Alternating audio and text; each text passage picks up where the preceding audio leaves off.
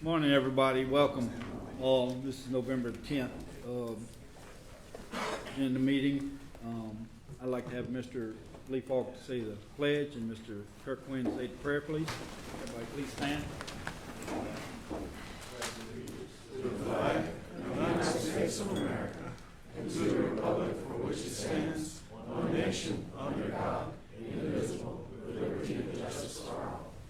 Back for a second, the Lord's Prayer.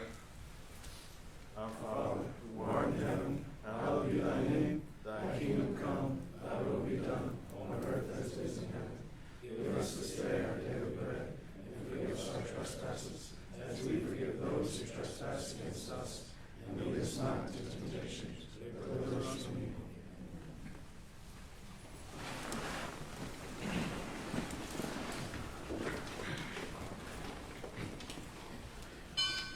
Thank you, Jim. I'd like to ask everybody to please turn your phones down or off, or your PDAs, whatever. First of all, we're going to have Mr. Paul Varello with Commonwealth LNG have a word with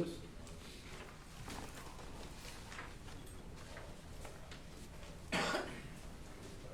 Thank you. My name's Paul Varello. I'm the founder of Commonwealth LNG. We've been in business now for almost 10 years.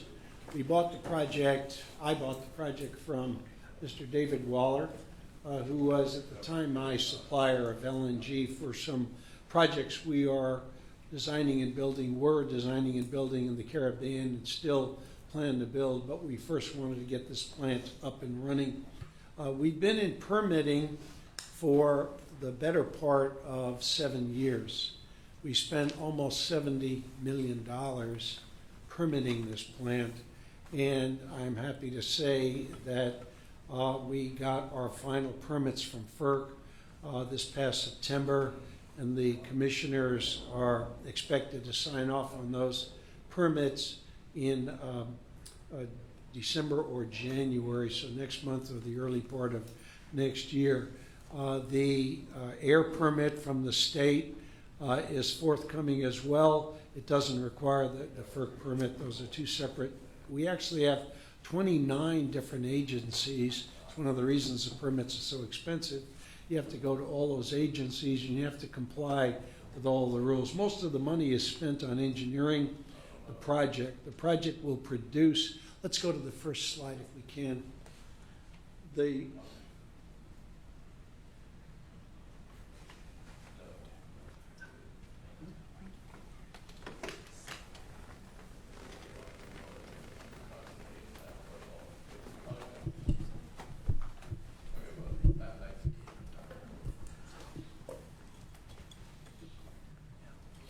Well, just while we're getting that slide up, the slide is just to talk about, I think, a very dramatic change in Cameron Parish and what's about to happen. Cameron Parish and this whole part of Louisiana have really become the epicenter for the LNG industry. As you well know, you've seen already 4 very major projects coming up, 3 of them in operations now at Cameron, Venture Global, and certainly Cheniere. Those projects are monumental in size and have created just a gigantic amount of investment here in this part of the world. It has broad support in that Louisiana is also an oil and gas familiar state. Oil and gas is not new to Louisiana. It is part of your economy and has been for many years, and so it was a natural place to build our projects. Also, the availability of gas out of the Haynesville and pipelines that are readily available throughout this part of the world make it an ideal place, plus being on the Gulf, make it an ideal place for LNG facilities, which is why it is so attractive. But don't take it for granted. The very fact that Louisiana is so pro-business and so pro-energy has also helped a great deal. But it's also left the responsibility for us as developers and as operators to make sure we don't ruin what is a very precious environment here in a very different area. And somehow big industry has got to make sure it respects and can live with the natural environment that we find ourselves in, which is precious. It will, of course, create jobs. Everybody, whoever builds these plants, will tell you that. It will. These are big plants and big investments. Ours, which is a medium-sized plant, in that it produces about 8 million tons, will cost about $6 billion. And that's a lot of money to be spent, and it's a small, medium size. Cheniere, by contrast, would be well over $20 billion. It enhanced career opportunities for industry, students, and business. I was up in McNeese just a couple of weeks ago talking with the students there about jobs and about something that is broadly known as brain drain, which is where kids from an area such as this, which is fairly rural, go off to college someplace else, get their degree, and then don't find a job back here and have to stay away. And so over time, the young people who you want to reinvigorate business find that there's no jobs for them, and so they have to go elsewhere.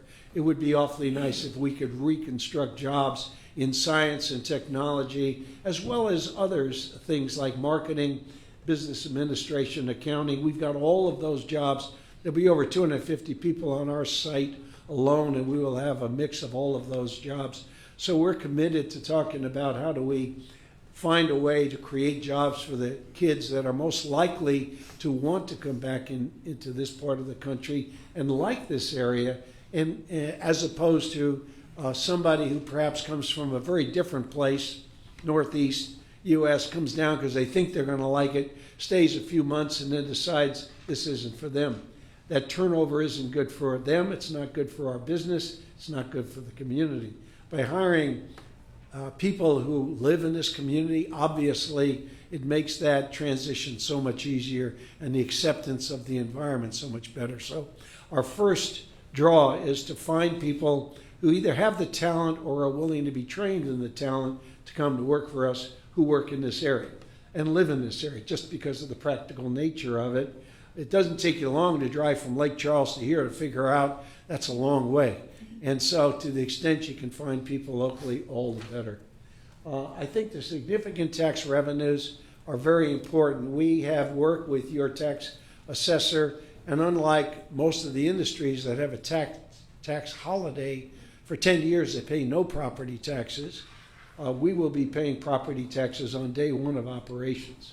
And we did that intentionally. We did that to create revenue in the community rather than wait 10 years for the community to, by then all of the impacts of the construction and the detriment to the infrastructure and all those things happen, and there's no revenue for it. So we went the other way and decided, yes, it hurts a little bit economically, but it didn't kill us, and it was the right thing to do as a business to kick in earlier with taxes. And so we've done that.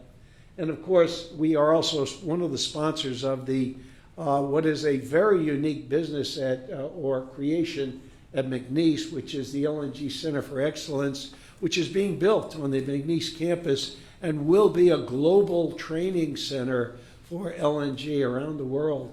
You'll see people from all over the world coming here to that center of excellence where we will trade and exchange ideas about technology. How do we make LNG even cleaner and more transportable and safer? And how do we do it in the most beneficial way?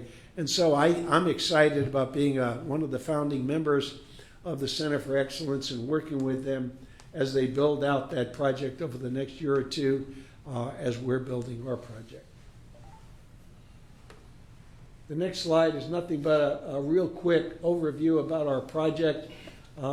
It's going to make 8.4 million tons a year. Sounds like a lot, but our customers buy it by the million tons.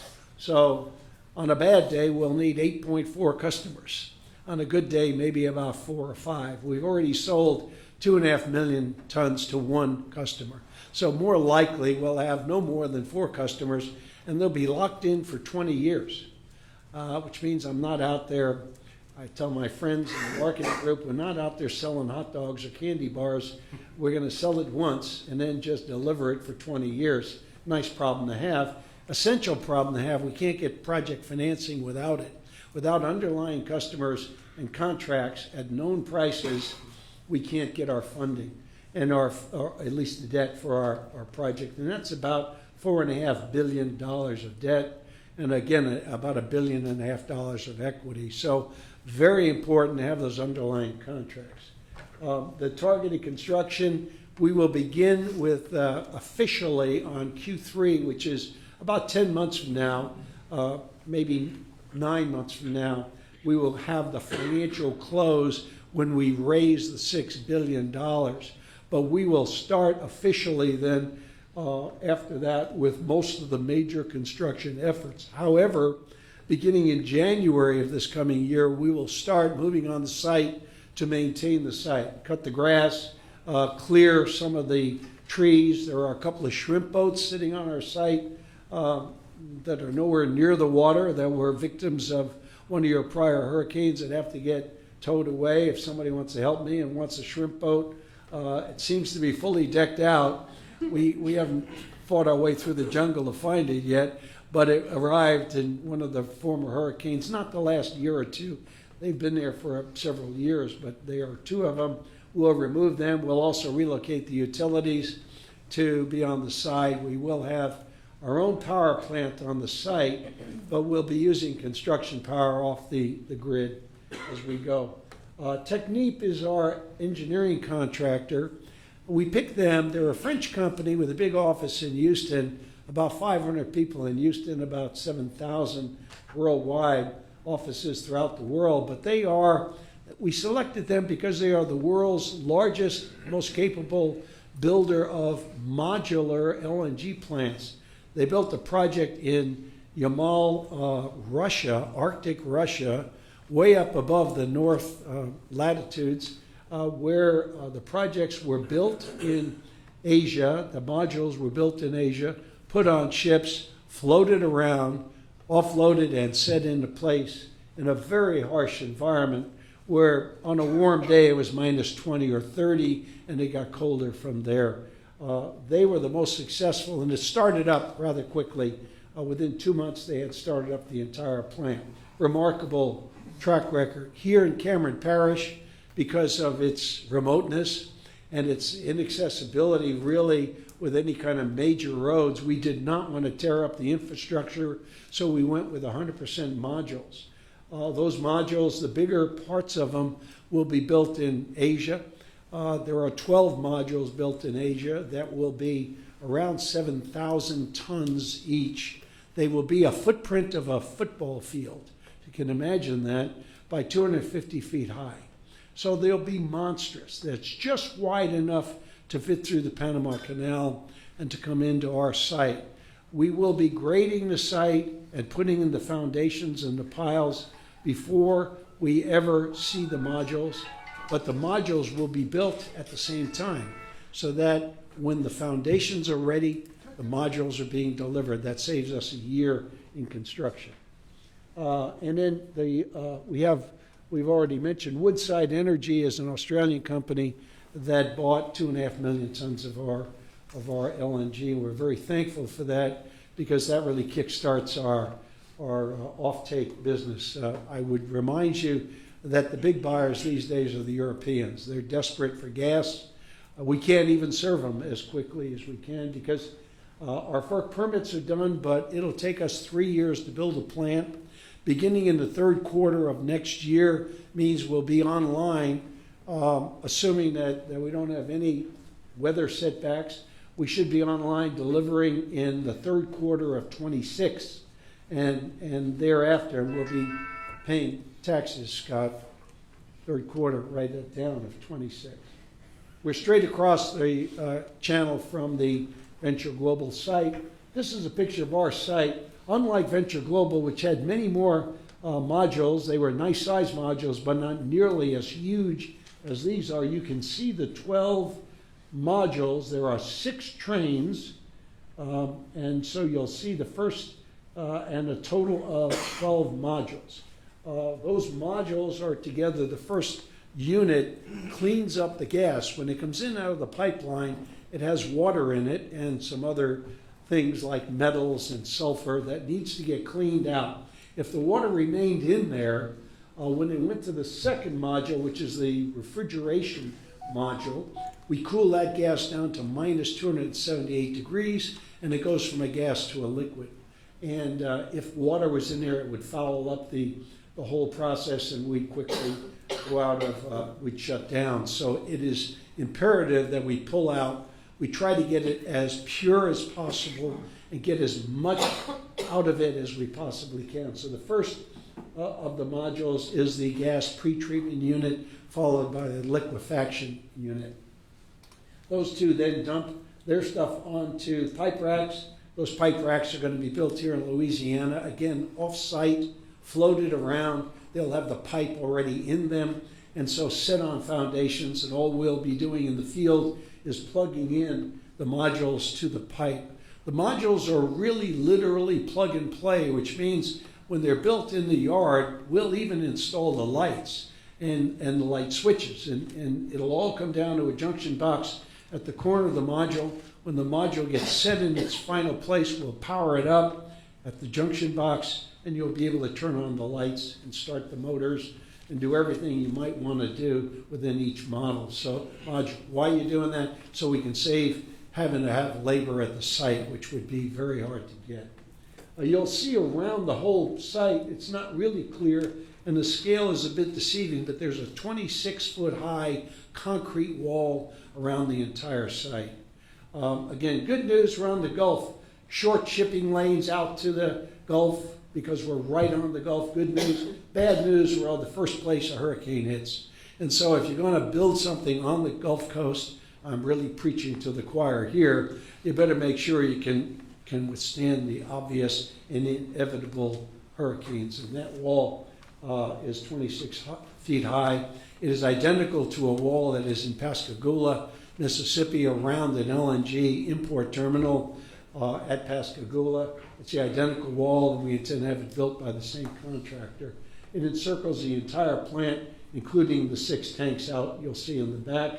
And there you can see a ship. The ship will carry up to 216,000 cubic meters of LNG, which again stays very cold, minus 278, for the full journey across the ocean to either Europe or through the canal to Asia.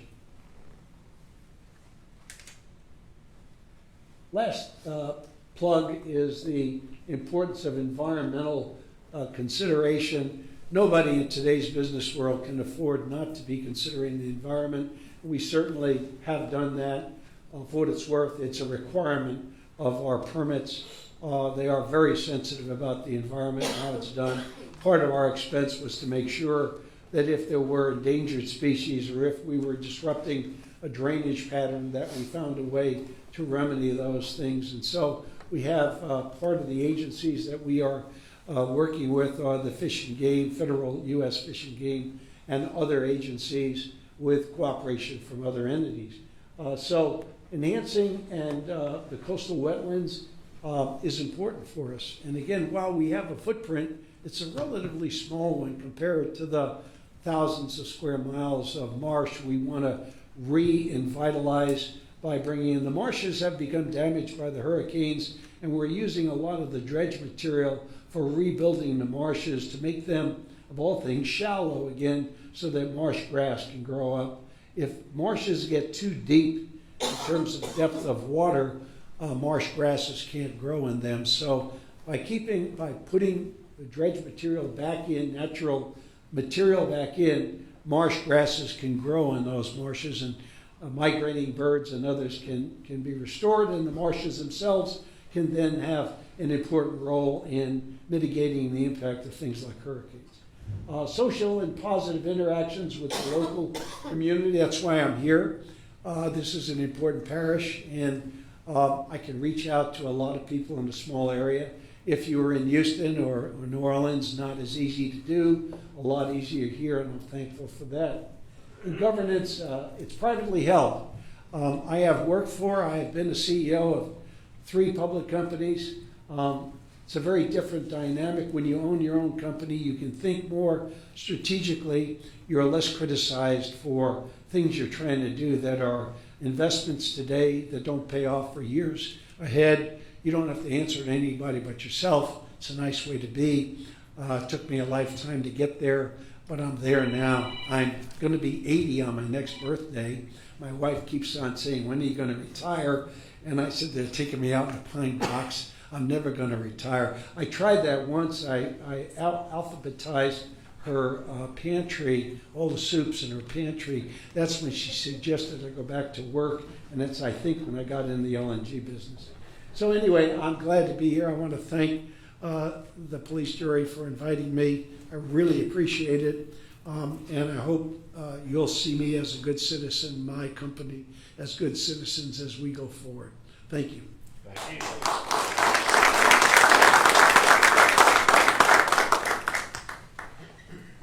Thank you, Mr. Brillo. Next would be Ms. Katie Barnes, National Audubon Society.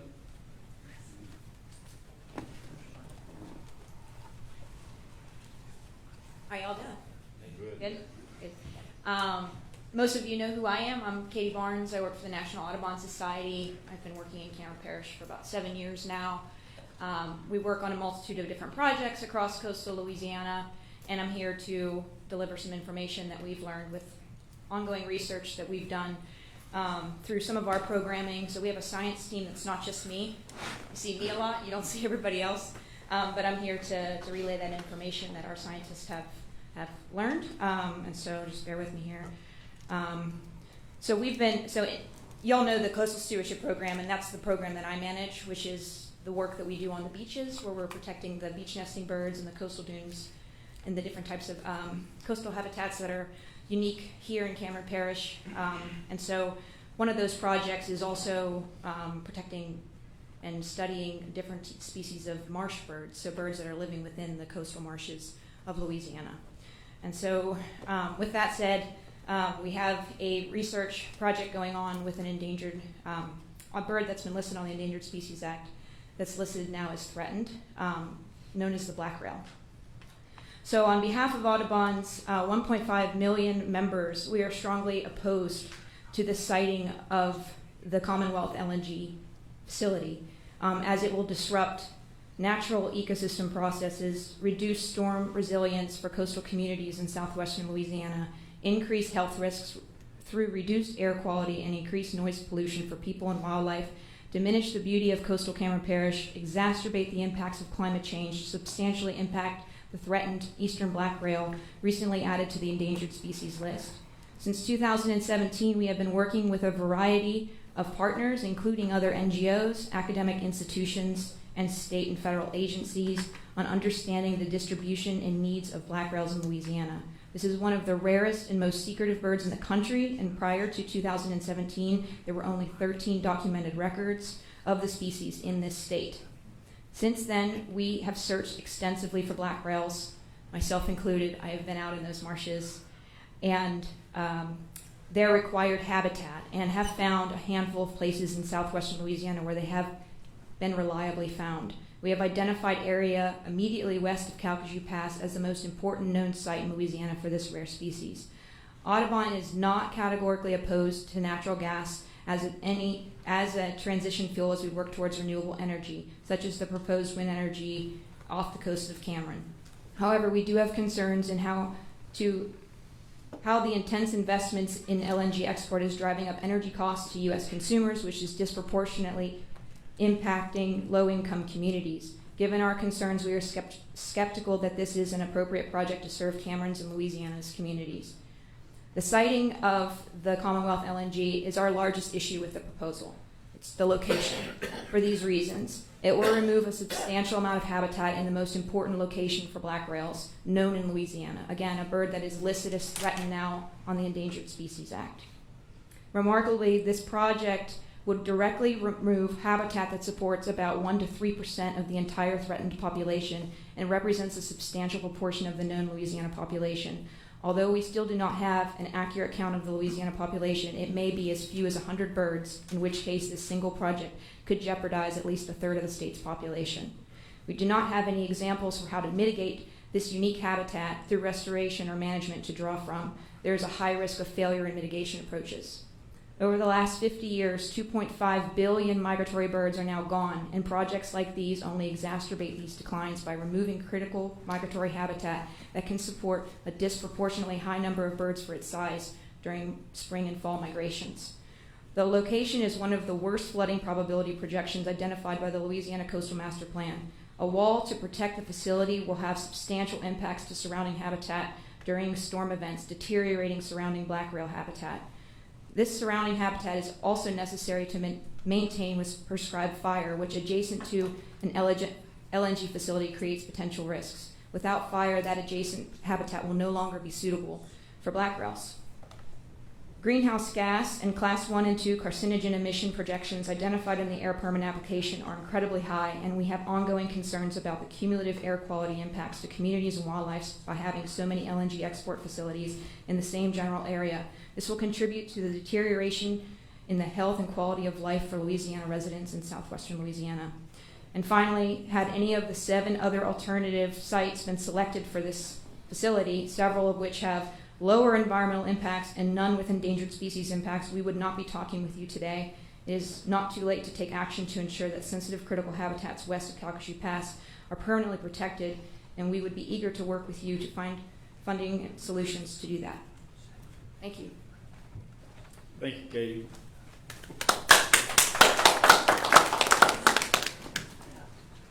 We're going to go to the green cards now. Mr. John Allaire. I see you've got two subjects you want to talk about. Yes, yes, sir. Thank you. First, I want to refer to item B on your agenda for voting this afternoon.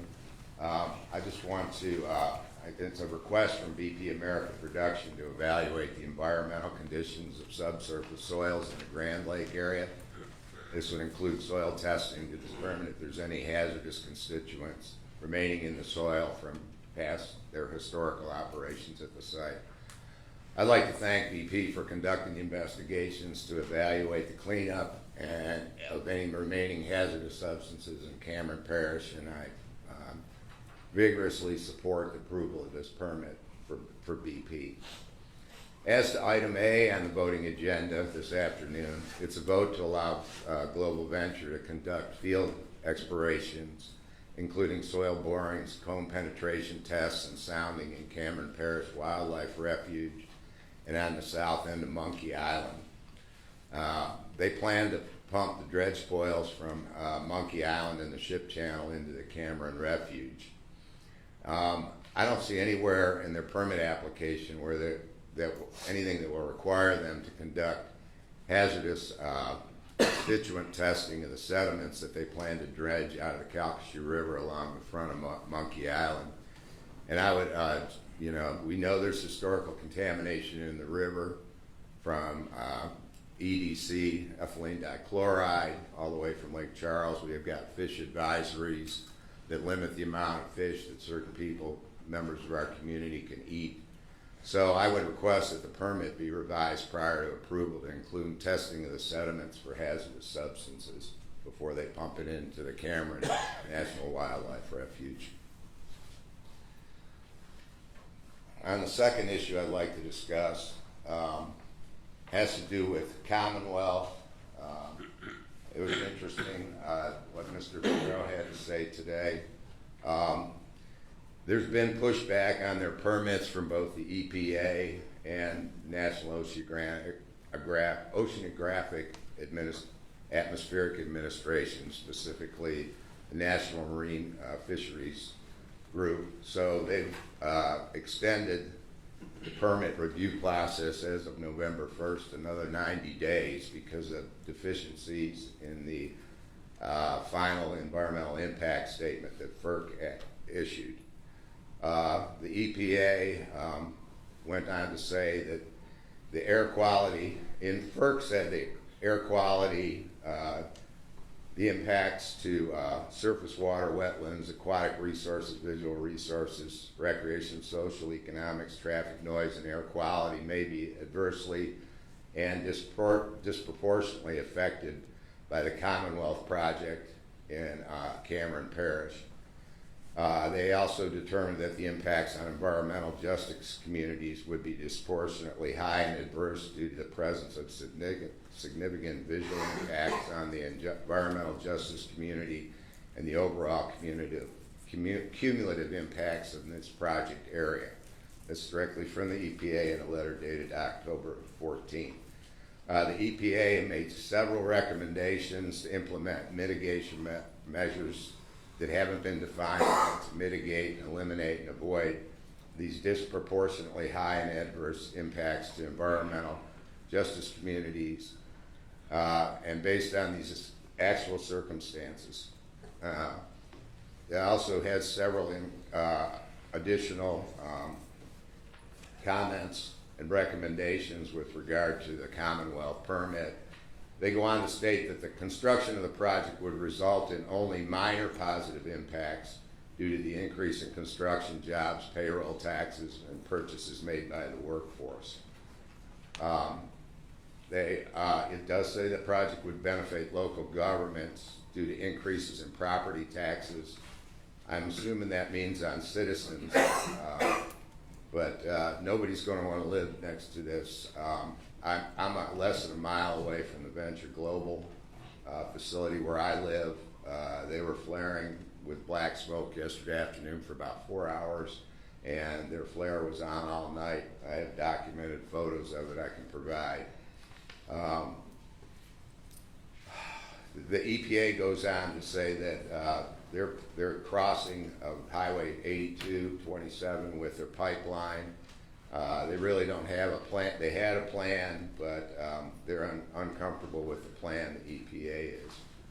And in a letter dated on October 26th, the National Oceanographic and Atmospheric Administration, section their National Marine Fisheries Service, they've been asking for a lot of data from the Commonwealth, and it hasn't been provided to them. And FERC went ahead and issued the environmental impact assessment anyhow. But NOAA goes on to state, on multiple occasions throughout the development of the FEIS, the Environmental Impact Statement, the National Marine Fisheries Service has informed FERC on inadequacies and inconsistencies in the documentation of the impacts of the EFS, that's Essential Fish Habitat Assessment, and suggested that they needed more information to complete their assessment. FERC went on to say the project would not adversely affect essential fish habitat here in Cameron Parish, but the National Marine Fisheries Service directly states that that is not the case, that their operations will affect our essential fish habitats in the area where they're doing the construction and downstream. Based on this limited information, NOAA goes on to state their water control structures, my property is to the west of their property, and all my drainage south of the Chenier line that parallels the highway has to go through that property. And their plan, which has been very vague from the very beginning, does not and this is what NOAA says, does not adequately identify the purpose and need for the water control structures that they've planned, because it will impede fisheries and the historic access to the marsh complex. So there's a lot of pushback. There's recommendations from two major agencies that Mr. Valero talked about, that have input into this. And I just want people in the parish to be aware that it's not all positive. What they're planning to do, he said, we're going to knock down the trees starting this year or early next year. That means he's going to tear down the cheniers that are over there. Those cheniers, we all see them when we drive on that side of the ferry. You can see the tree lines out there. Right now on the ponds in between, there's 450 to 550 ducks in there right now. I have photographs from this morning in that area. But their plan is to knock down those cheniers where our neotropical birds come, and then they're going to fill in that marshland with 60,000 truckloads of fill they want to bring in. So they're going to fill in that marsh, and they're going to knock those trees down. And the black rail habitat that Katie talked about, their estimate is they'll take 30 kill when they say take, they mean kill 30 black rails in that area in the front that's right up against the highway, and that's that precious black rail habitat. But there's roseate spoonbills in there, all the hawks are coming in, the egrets are coming in, all the wading birds that migrate are in that marsh right now today. Ibises, they're all in there right now, and I'm at 621 Gulf Beach Highway. My phone number is 225-936-1682. I'd be glad to give any of the jurors a tour and take you duck hunting after the weekend. I have openings on Monday and Tuesday for guests. I don't charge you, it's free hunt. But I encourage you to come over and see what we're actually talking about, backfilling and destroying. So thank you for your time today. Thank you, Mr. Larry. You're welcome. Mr. James Hyatt, is that correct? That's right.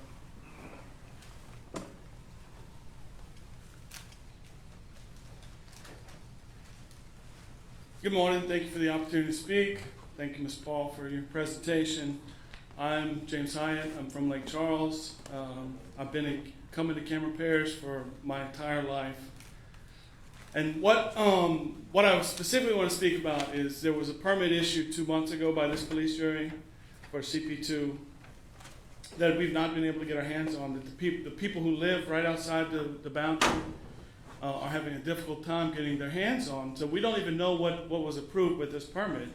And the organization I work for, the Louisiana Bucket Brigade, has issued a FOIA request to get that permit, and had to pay $500 to see what was approved.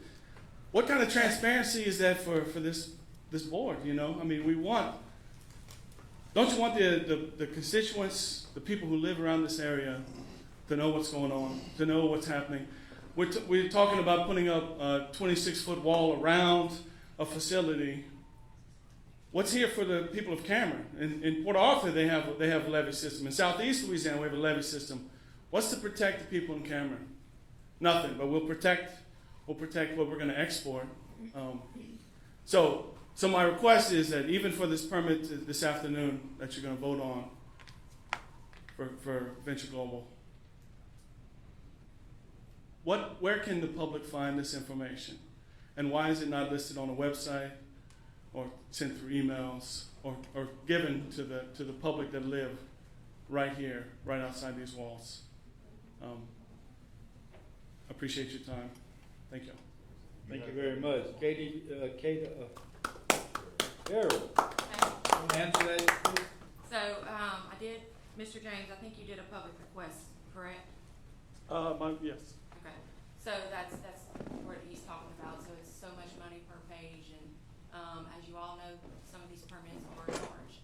So, he did do a public request, the information was given, but you also, this permit is a state concern permit, so you can also call the Department of Natural Resources, Office of Coastal Management, the state agency, and you can also contact the Corps of Engineers, the federal agency, as well. So you have other opportunities you can, look into as well. Okay.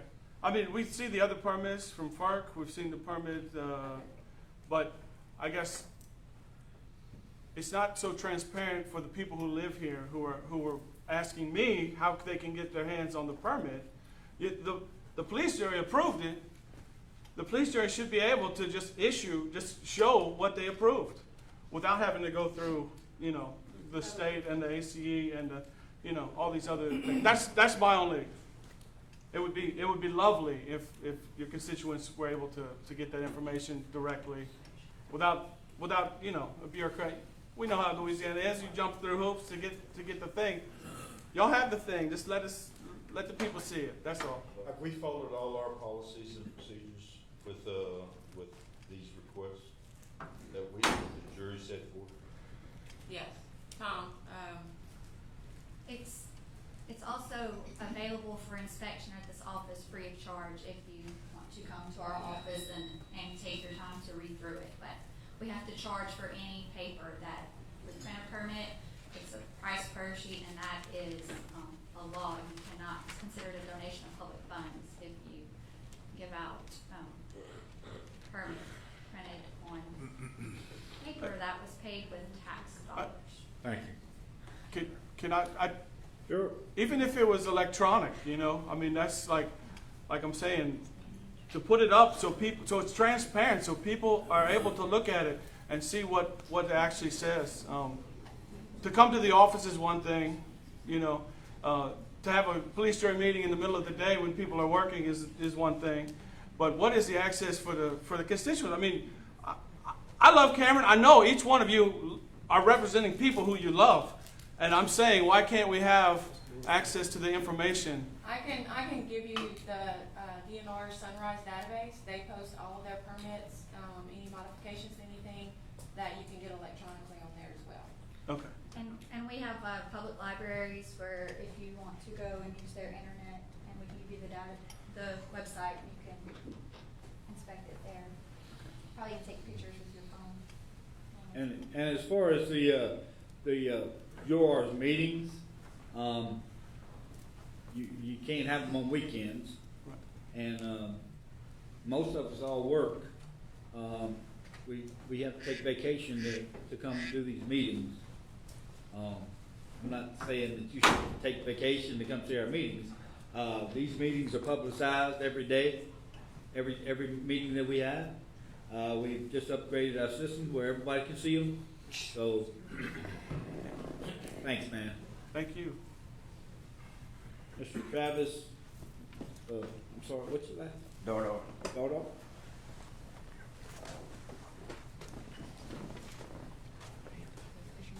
Good afternoon. I'm a resident here, down 122 John Street, also a commercial fisherman here. Everybody here talks about the positivity of this plant.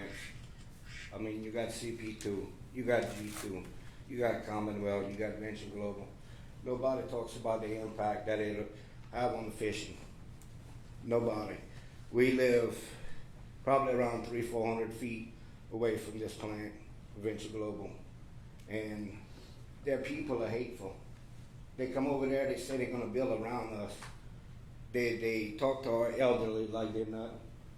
They told one man that it would cost more to tear down the house he built with his own 2 hands than what it's worth. We're not looking for millions of dollars. We want to buy out. And they can stop being rude like this. I mean, really? You got 300-400 feet you're going to build around me? There's no sense in that. I mean, you got G2 going all the way through Oyster Bayou. Fishing's over with here. It's time to wake up and see that. Fishermen will not coexist with this. They won't. It'll be one or the other, and we all know who it's going to be. We want to buy out and we want to leave. Cameron is not what it was when we moved here. Y'all recognize this shirt? This is the Cameron fleet. They're starting to speak up. They're starting to stand up for themselves. So we don't deserve this at all.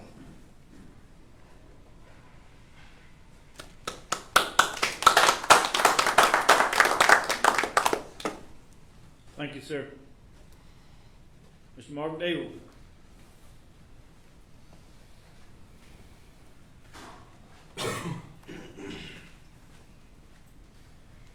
How y'all doing today, fellas? I'm here today asking once again for a variance. Some members say I'm one-sided. Some say I'm wrong. Other has questions about my accusations. I would love to have the opportunity to answer any questions from the jurors about the variance I am trying to obtain. There is a business in Lower Cameron Parish that had rebuilt and was able to come before the jurors and were given a variance for his commercial business, even though he was not into compliance. Also, there is another business I became aware of that is not into compliance. The Cameron Parish Police Jury gave an agricultural permit to run a wholesaling business. I am not against businesses coming to Cameron Parish, but please let me be able to follow the same rules and regulations that offered these two businesses that gave variance to or turned a blind eye to. I believe that this is politics and nothing short of discrimination against me. Thanks for letting me come before you today to speak. And so at this time, I am able to take questions from the jurors. You have your occupational license for, I do. does he have his occupational license for? We did reach out and he has a mobile mechanic shop. Old mechanic? Yeah, I can't get anything else without the help from y'all. Do you have your lift at your house? I sure do. You sold it. Is that your house? Not your dad's? Nope, it was. We're moving it back and forth. It's mobile at the moment, as my occupational license state. You know, but according to you, you told me if I'm working on equipment in my shop, I don't think anyone's going to stop you, like Kara said. So I'm just trying to do what's right. I mean, I got it all in black and white. I'm not making nothing up, you know.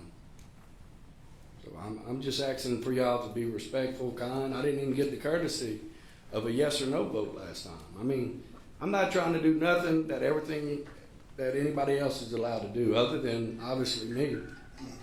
Like I said, I hate to call another man out or a person. It's nothing personal. This is business for me.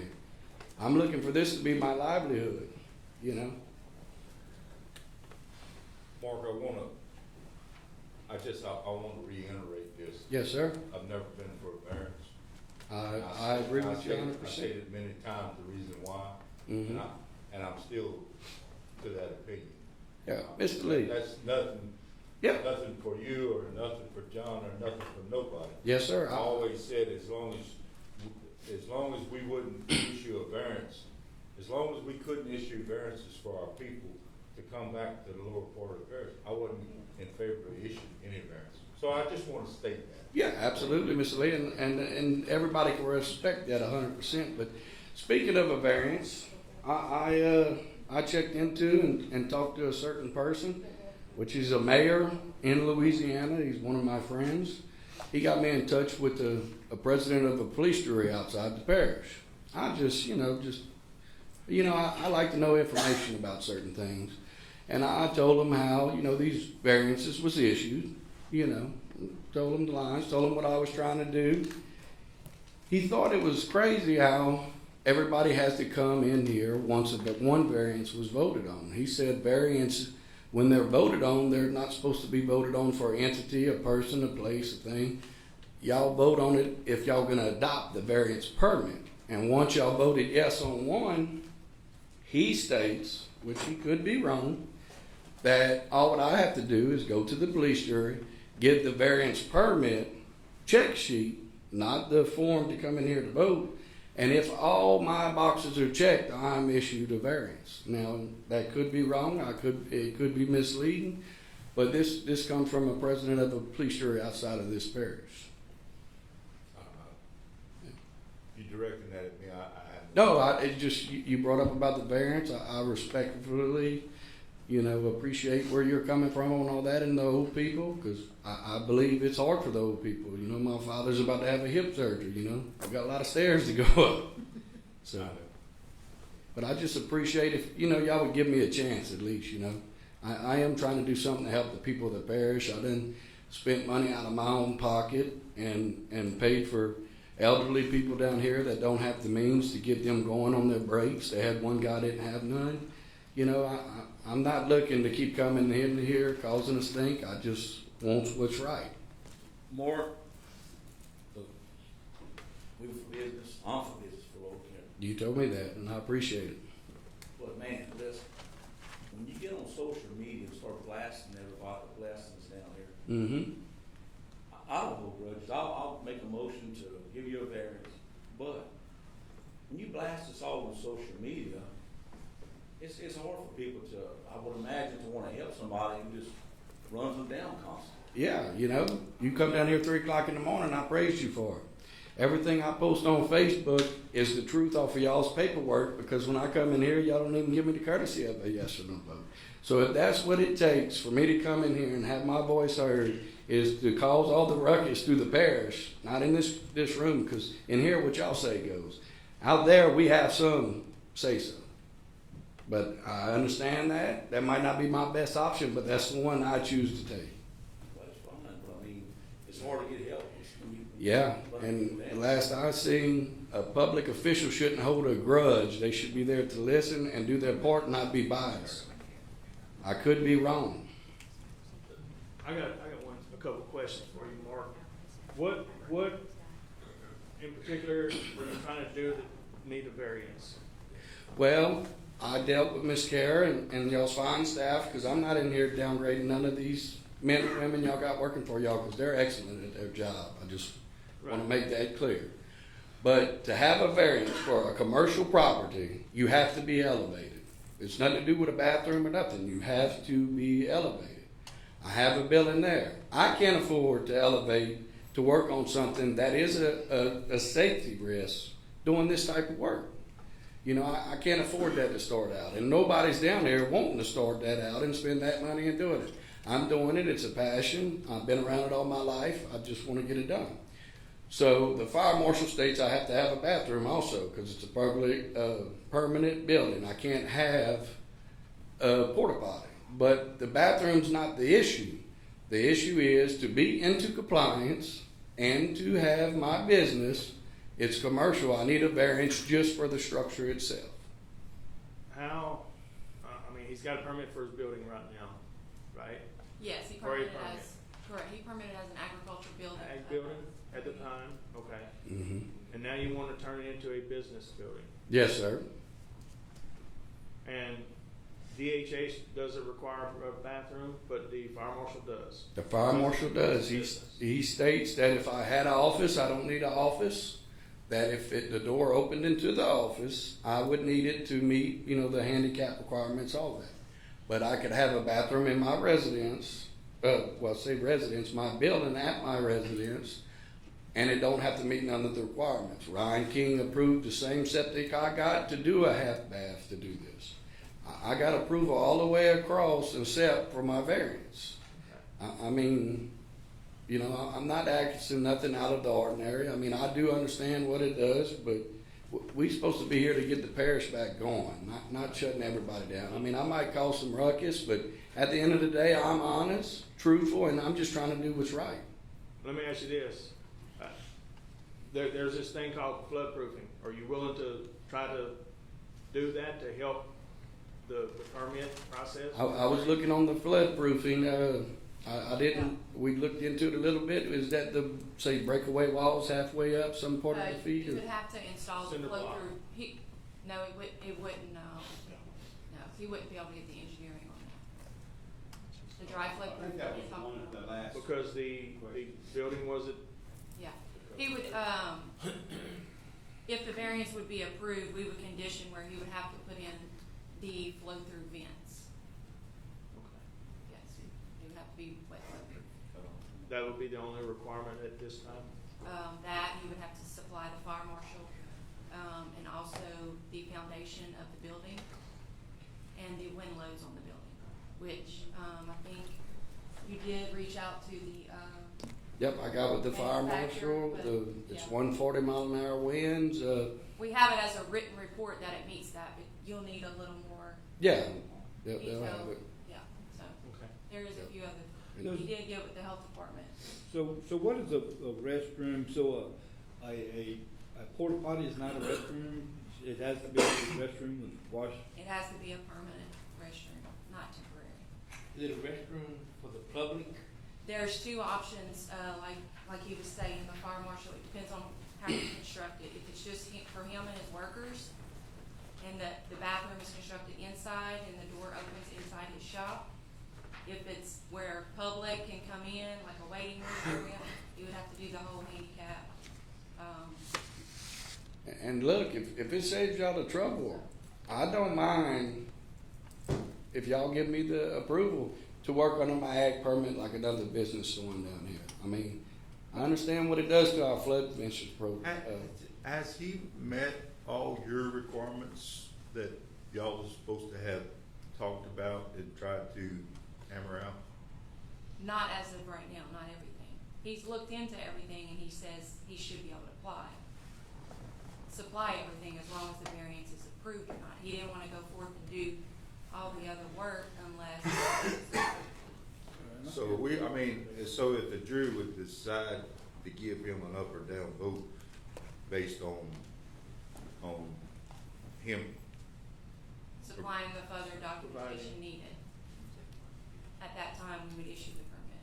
So, I so think does the we all- building today meet the requirements, or is it gonna have to have another structure? It meets 140 wind loads. It does, okay. It meets 140, 40 pounds per square foot of snow. My slab, I did it pretty stout. I got a 3/4 inch rebar and all that in it. At the time, I did it for my personal use, so I did not get it engineered or anything. Now the building, I went with the cheapest because we all know it's not a matter of if, it's a matter of when something's coming. You know, and this is an opportunity after I built it that I'm looking into, because, you know, the dirt business is slowing down. You got to move with times, and we're getting people down here from these big companies and stuff. You know, I get people stopping in there all day for me for just off of the little bit I've done, and I'm not even advertising. Mark, did you say that your business was mobile? Yes, sir. I have it as mobile, but I want it permanent because with being mobile, I cannot do inspection stickers and stuff. I'm looking to be a full service. Okay, so I have to you be in a permanent spot and open 40 hours a week. Yes, sir.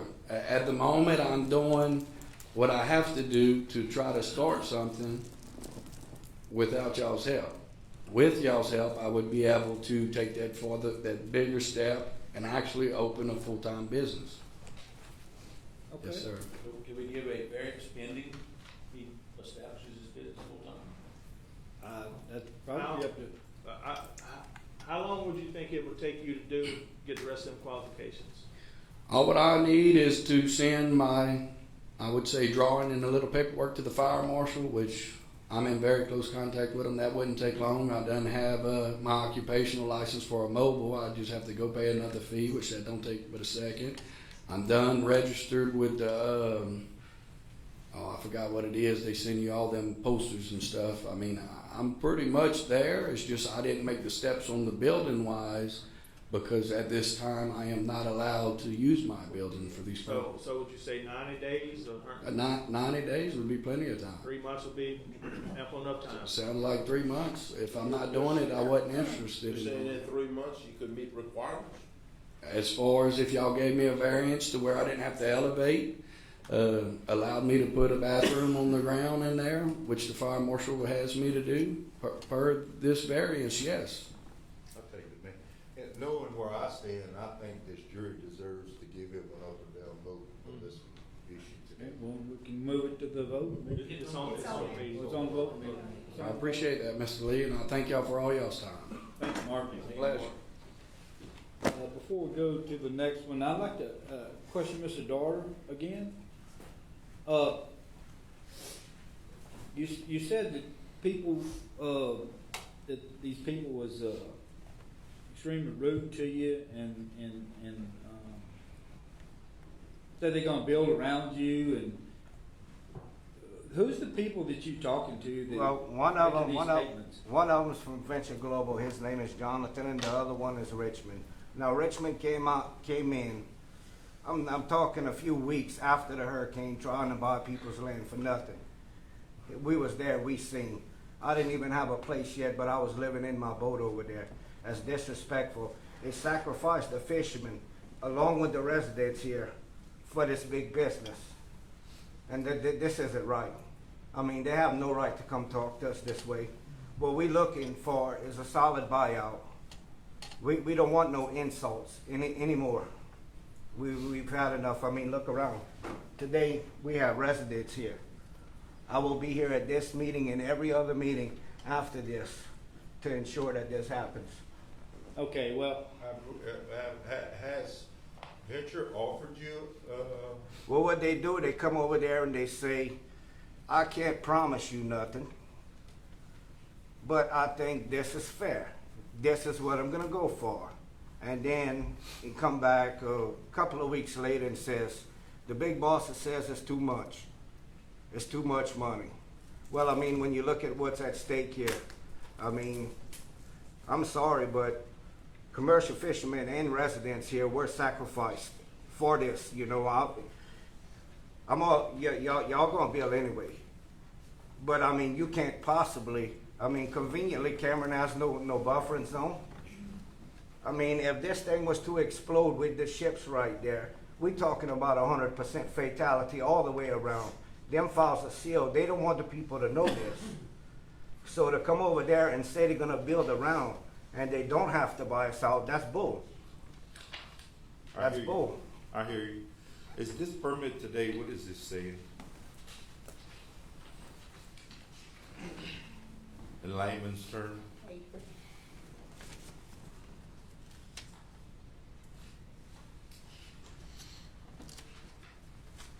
This is actually on the disposal, of the dredge material placement areas. They're doing, soil borings and cone tests, sounding within the refuge of where they're wanting to transport the excavated dredge material. Does this permit directly involve you, your property, or adjacent to your property? And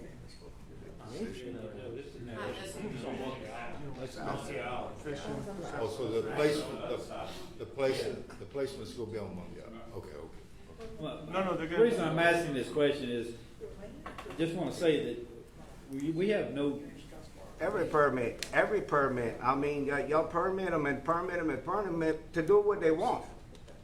What the hell happened to y'all? it's not doing what they want. Basically it is, they running right over us. This is what I got to say. We don't have the authority to tell them, don't go harass you, okay? We don't have that authority. And I'm sorry that's happening to you.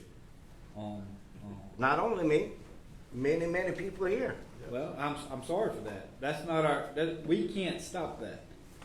Well, how convenient is it for them that they have no blast zone?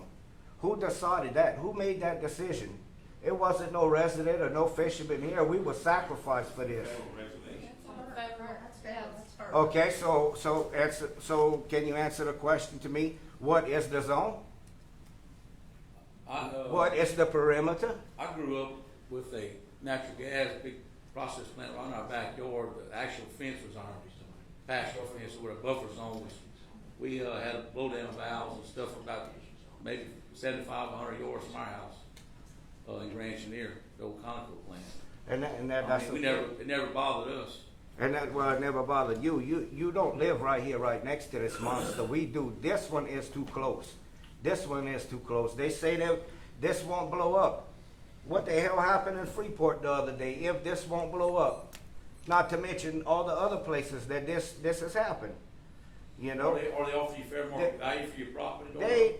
They pull it back. They said that they had to go to Italy. You know, it's good to know that they're over there in Italy deciding what my life is worth, what my kids' life is worth. We not only live here, my kids go to school there. Goodness gracious, the first building they got was the school board office. And that's for our kids. This town is sold out. Hey, I got a question for you. I used to work for Texas Eastern. You used to work down in Houma. Is that where you really from? Yeah, that's where I'm from. I'm from the island. But that's the doors down there. Yeah, I'm from the island. I moved here. When I came here, everything was beautiful. 8:30, 9 o'clock in the morning, we were waiting at the bank to cash our checks. Cow pasture all over. Now all it is plants. And you build in CP2. I mean, this one made so much noise when they were building this one, that my kids could hardly sleep. And that's, you know, a further distance. We're talking about a few hundred feet from my front door right here. You know, you're gonna be rattling the stuff off my walls. Be honest with you, whenever I grew up in Grand Chenier with that plant in our backyard, when they would shut down for an overhaul or a turnaround, it was too quiet. The noise made it, I tell you what, it was like a lot better when the noise was going on. Well, we don't find it better with the noise. We don't. That's the way it was for us.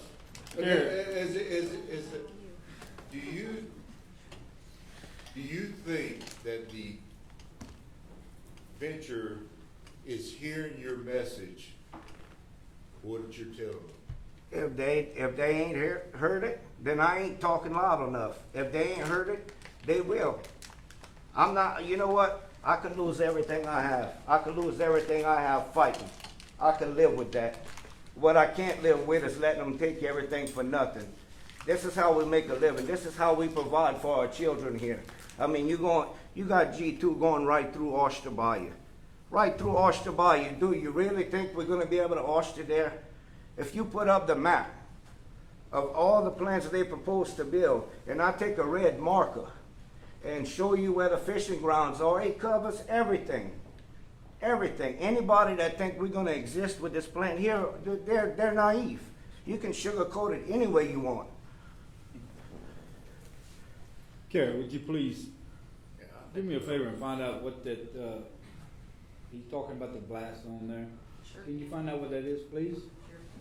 And maybe if we have any PR people we could talk to and make sure they're aware of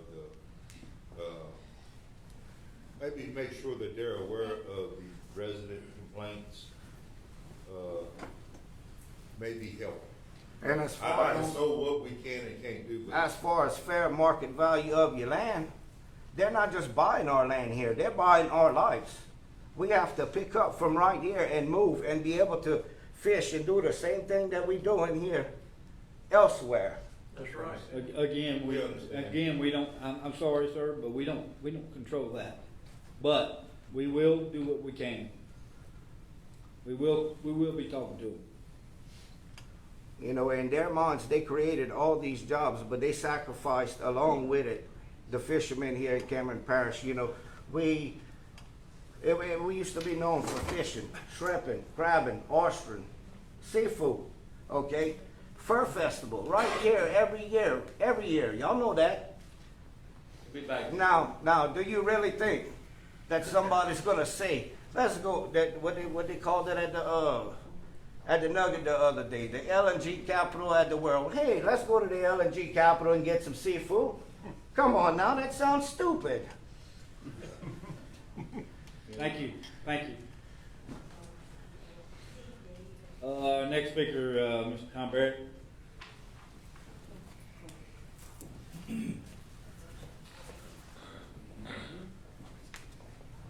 Thank you, gentlemen, and I want to speak on the Commonwealth issue. There's been a public record made today about Commonwealth, and most of it's all been negative. So I didn't want the implication to the rest of the world that Cameron Parish has the same opinion. At least not this person. I'm the DA, I'm the district attorney for Cameron Parish. I represent the entire parish, and I want to speak on that issue. First of all, the Bucket Brigade. We got a public record. You received a public records request, what, a week ago? Okay. How long is that permit? Was it a year ago? Okay. So this gentleman's had over a year to request that permit, whatever it is, I don't know. It's a public record. We followed our policies, our procedure. He got the form letter. He was told this is how much it would cost, and those documents are waiting for him. Less than a week. Hundreds of pages. Yeah, okay. Your staff doesn't get paid for doing all that work. We just charge for the paper and the copy and whatnot. So it's ready for him to be picked up at a price that any other person would have to pay that requested public records. That's number one. Number two, I respect Audubon Society, people of that nature and of that opinion. But everybody has an agenda, okay? And everything's about balance. We, as humans, have to balance our impact on nature. And I think Mother Nature has proven that she wins all the time. We can do what we want, we can try as we may, but Mother Nature wins. I was looking when you were talking about the impact and another gentleman about his ducks in his pond. Cameron Parish has approximately 2,000 square acres. That's how large. Now, I don't know what that, and somebody smarter than me can do the math and what that is per acre, how many acres we have in the parish. It's a lot. I think Commonwealth is going to take up 300 or so acres of that 2,000 square miles. I think Mother Nature will be just fine. Your ducks can go to another pond. We've got probably, let's take away the 300 acres. We've got 19,999.1 square miles left for the ducks and the wildlife. it is a balance. It is a balance. All those federal agencies that were rattled off about how they feel the impact, the negative impact, I can tell you, Cameron Parish feels a positive impact. We do receive, or will receive, significant tax revenue off of these plants. They do create jobs. I know Venture was here last month. I think I'm gonna round off these numbers. I think they have 200 full-time employees, 100 of which employees have a connection to Cameron Parish. Either live here, have lived here before, or have some connection because maybe they don't live here now because they're living in South Calcasieu because of hurricanes. That's positive. That's real positive impact to this community. I hear the fishermen, and I'm sorry for what you're going through. And if I can help in any way in trying to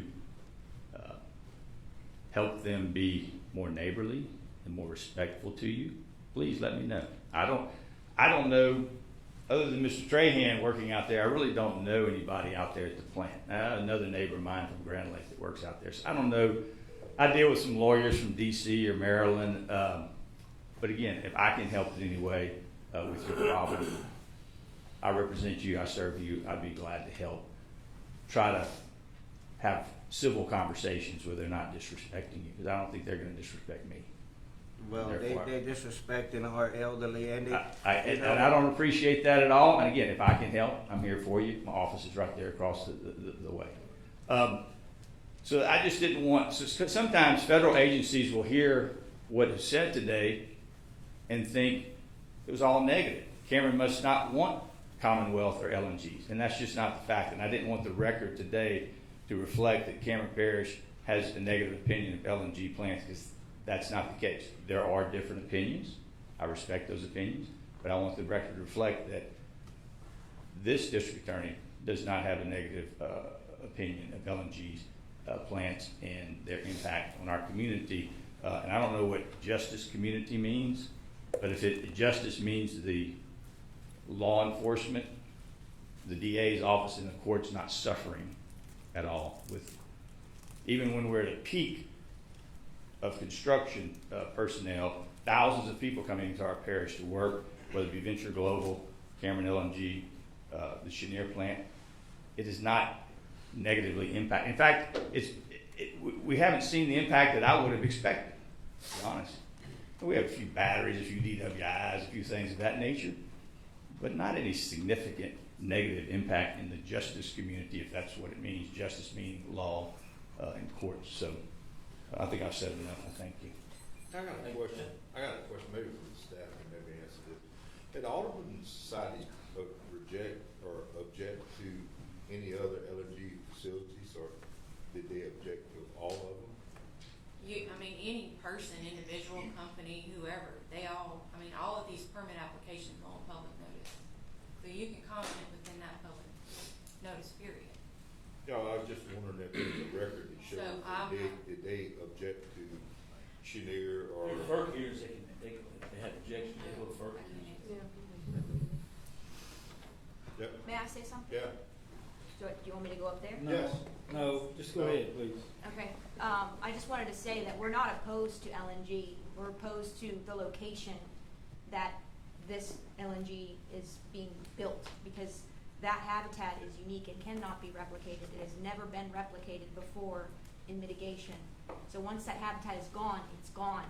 And so whatever lives in that habitat, it can't be restored. Did y'all make y'all's objection to FERC? Yeah. Yes, In the FERC process? yes.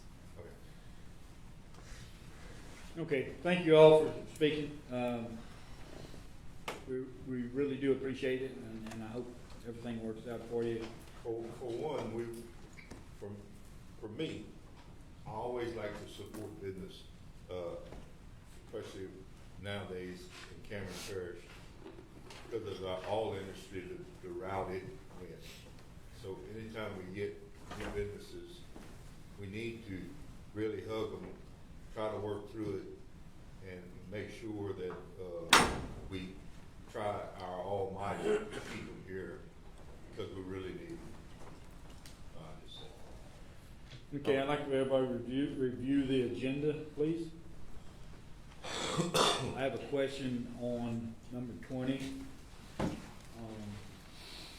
Cameron Parish Multi-Purpose Building, additional increased contract amount of $1,693 in 3 days. So we requested as the owner to have all of the doors rekeyed. There were a lot of existing doors, and so we don't know who had made copies pre-storm. Some of them weren't operable.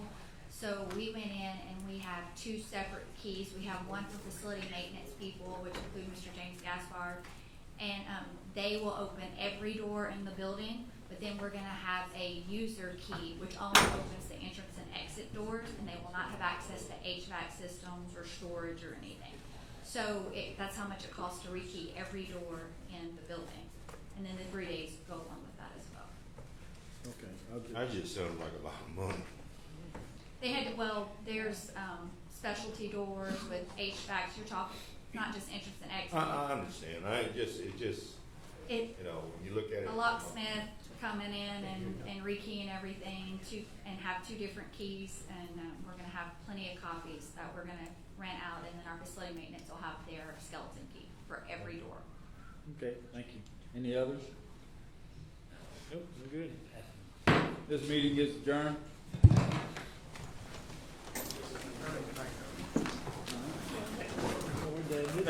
James, you have that?